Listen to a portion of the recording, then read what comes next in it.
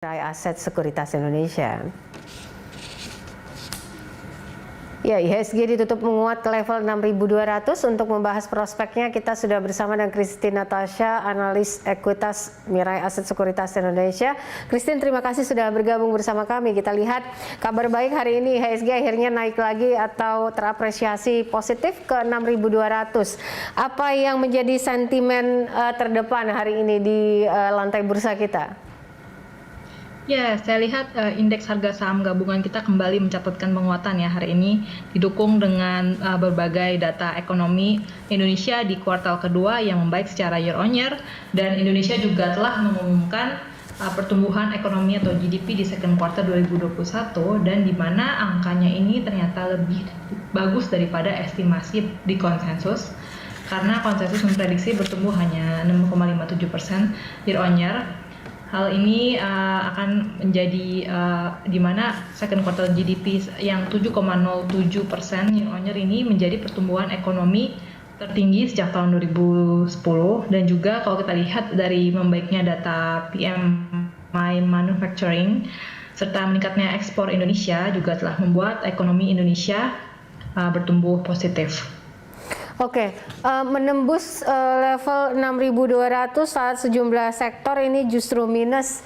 Christine, ini gimana nih analisisnya? Apakah memang benar-benar pure karena ditopang oleh PDB kita untuk triwulan 2 ini, atau ada informasi lain lagi yang bisa dicerna oleh para investor saat ini?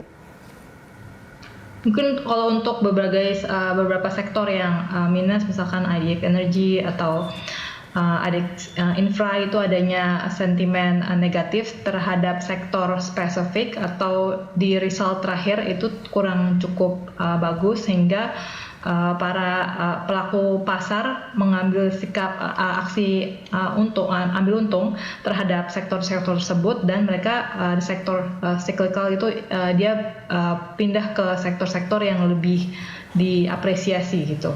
Seperti mungkin IDX Finance atau perbankan, karena kemarin perbankan juga resultnya masih cukup bagus, dan saya berpikir bahwa perbankan masih difavoritkan juga di IDX. Oke, beli bersih asing ini terlihat di sesi 1 cukup melonjak ya. Bagaimana prospeknya mungkin untuk pekan depan? Saya melihat prospeknya untuk pekan depan masih quite positif.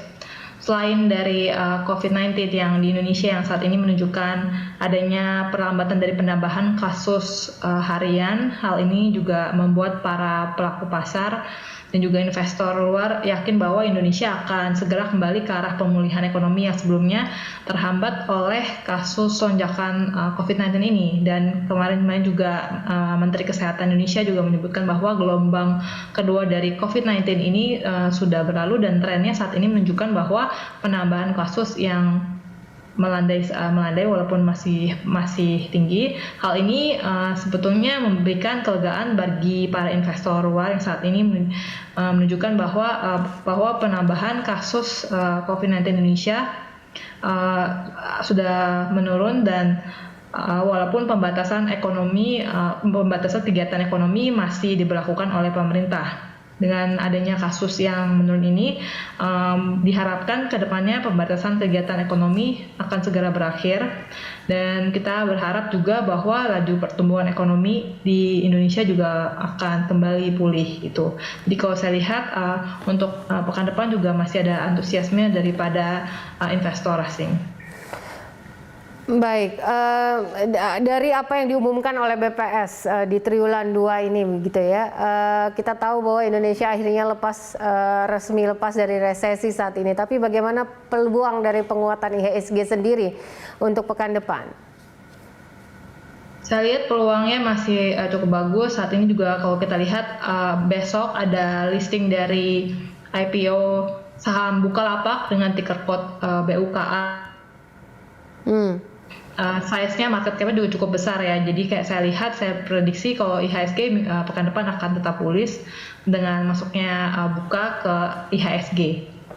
Oke, untuk rekomendasi Anda untuk IDX Finance, hari ini kita lihat juga cukup memimpin penguatan gitu ya. Tadi pagi juga naiknya 2,45%. Bagaimana untuk pekan depan? Saya lihat masih berpotensi untuk menguat, apalagi untuk beberapa perbankan yang result di second quarter-nya cukup bagus, seperti BBCA, di mana first half 2021 net profit-nya itu relatively in line, dan BMRI dan juga BBNI kemarin bukukan bottom line yang lebih tinggi daripada estimasi, jadi sektor ini masih sangat difavoritkan untuk di IHSG. Oke, untuk emiten industri seperti apa, Christine, prospeknya untuk pekan depan? Untuk kemudian juga manufaktur dengan pengaruh PPKM saat ini? Ya, kalau saya lihat emiten-emiten ini sebetulnya kemarin kok misalkan kayak contohnya seperti Unilever itu resultnya below estimate, Gudang Garam juga below estimate, walaupun HMSP inline tapi juga saya melihat tadinya decline in margin. Jadi memang purchasing power dinilai belum cukup mampu untuk mendongkrak penjualan dari perusahaan-perusahaan sektor manufaktur juga. Selain karena adanya PPKM ini, jadi saya lihat walaupun harga saham sudah turun quite signifikan, mungkin saat ini untuk saham-saham tersebut dihindari dulu. Oke, baik. Untuk rekomendasi jangka pendek menengah, ini bagaimana dengan saham-saham big cap saat ini? Kita lihat bahwa big caps juga kan banyak yang cukup menurun gitu, tapi bagaimana prospeknya paling tidak untuk short term, ataupun mungkinkah juga bisa Anda rekomendasikan saham-saham big caps apa saja yang bisa bertahan hingga akhir 2021 nanti?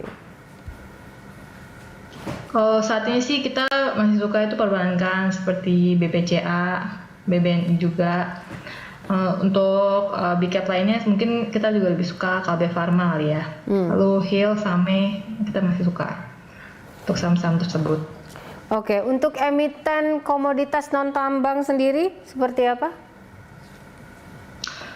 Kalau non tambang mungkin untuk kayak plantation gitu ya. Kalau plantation saya lihat sih untuk tren harga kalau kita lihat di Bloomberg di PAL 2 Mali, harga Malaysian CPO crude palm oil sudah bergerak meningkat lagi sejak terendahnya yang kemarin di bulan Juni 2021, di mana saat ini sudah berada di level 4.500-an gitu, di mana harga sahamnya ternyata belum signifikan naik dan sudah berada di bawah. Jadi saya lihat sih mungkin ada lagging effect gitu dari penurunan CPO price kemarin pas di bulan Juni gitu. Jadi saya lihat masih ada potensi untuk kembali menguat setelah penguatan dari harga-harga CPO.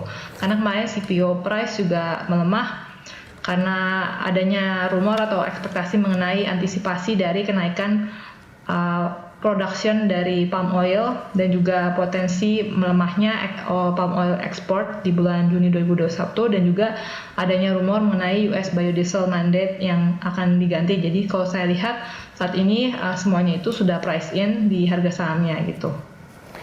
Oke, baik. Prediksi untuk penutupan esok pasar seperti apa, Christine? Apakah IHSG akan terus menempatkan penguatan di lantai bursa atau mungkin akan ada koreksi, dan level support dan resisten berapa analisanya untuk esok? Saya lihat support dari IHSG itu ada di level 6.200 dan resistennya itu di 6.252. Dan saya lihat antusiasme terhadap Bukalapak IPO esok hari juga akan mendorong penguatan dari IHSG, dan saya berharap IHSG juga akan ditutup di zona hijau untuk esok hari. Dan apalagi kalau saat ini kita juga lihat dari Amerika Serikat, kita tahu bahwa The Fed juga hanya akan mendukung tapering pembelian obligasi di akhir tahun ini jika base case daripada ekonomi mereka terpenuhi, sedangkan ternyata data-data ekonomi di Amerika Serikat yang keluar ternyata lebih jelek daripada estimasi, di mana ini berikan sentimen positif terhadap IHSG atau money flow into IHSG gitu, overall gitu. Baik, terima kasih Christine Natasha untuk informasi dan juga analisanya bersama kami dalam Closing Market.